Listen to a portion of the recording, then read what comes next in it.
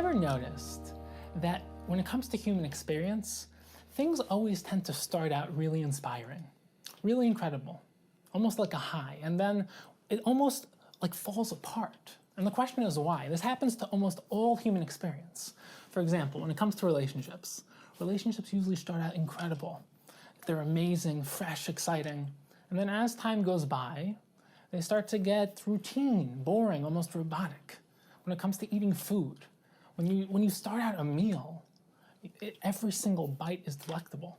It's mouth-watering, it's delicious. Halfway through the meal, you're just eating.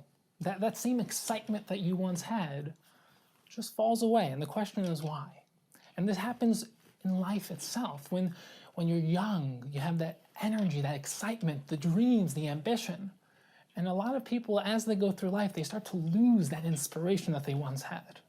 And the question is, why did Hashem create us in a way that we start out with that inspiration, with that first stage of excitement, but then we have this second stage where that inspiration fades?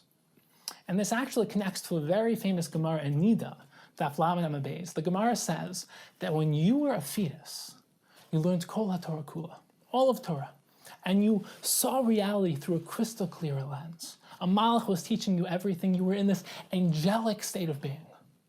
But then right before you were born, the Gemara says something absolutely enigmatic, something which doesn't make any sense. It says right before you were born, the malach hit you on the mouth and you forgot everything.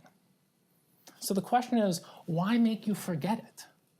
If you're going to go through this first stage of inspiration where you know everything, why make you forget it? But even more fundamentally, why teach it in the first place?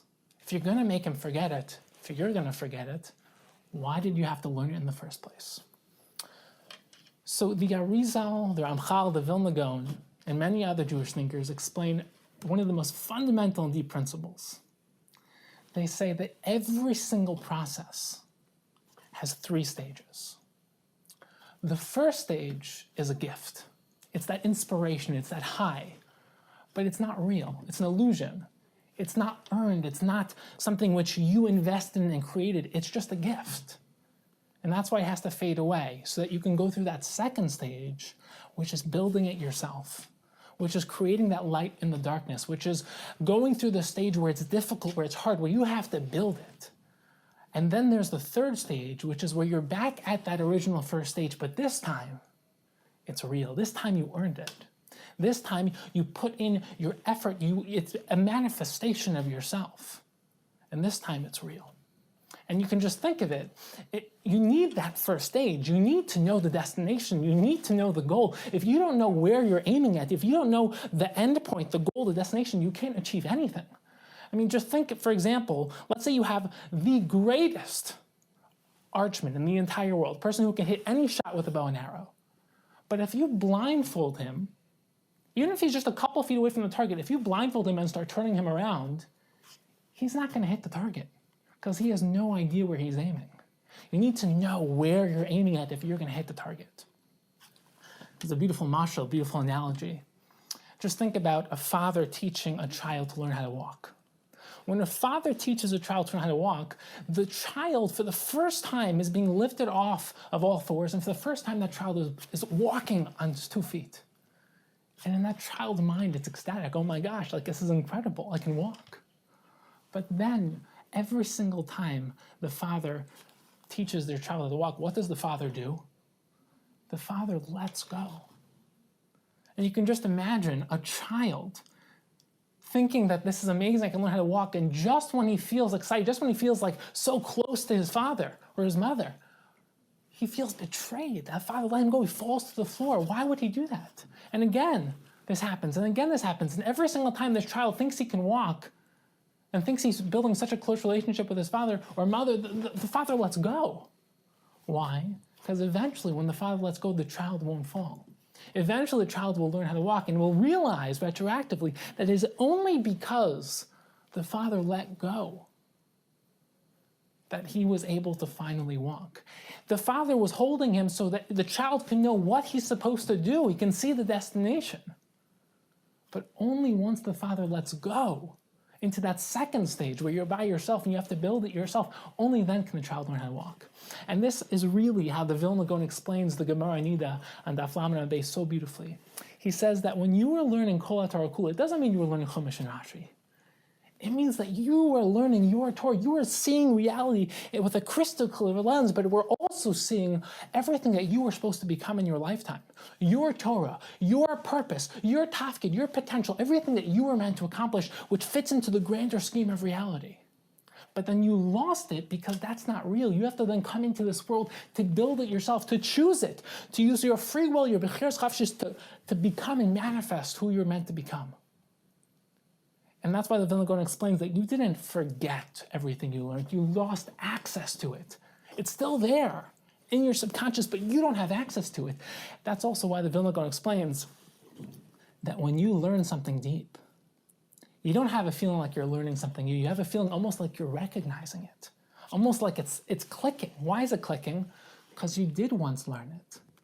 You're just rediscovering what you already know. And that's why the Gemara in Bava Metzia Daf Vav Amud Beis, it says that if you try really hard to learn something and you don't succeed, yagati v'lo matzasi, we don't believe him.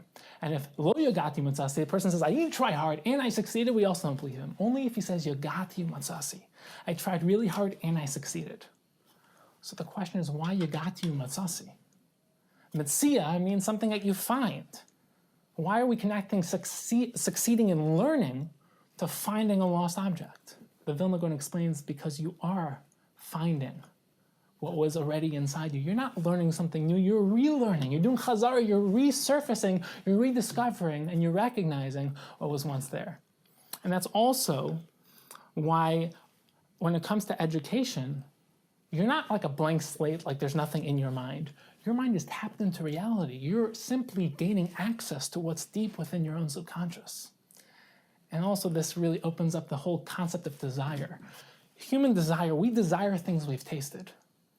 For example, you might desire pizza or chocolate or ice cream or steak because you've tasted it before. No one I know has a desire for kosher locusts or bugs, even though in Eastern countries those are delicacies. Because you've never tasted it before, that's disgusting. And if you think about it, do you have a desire for yaba galula? No, because it doesn't exist. I made it up. You can't desire something that you haven't tasted before.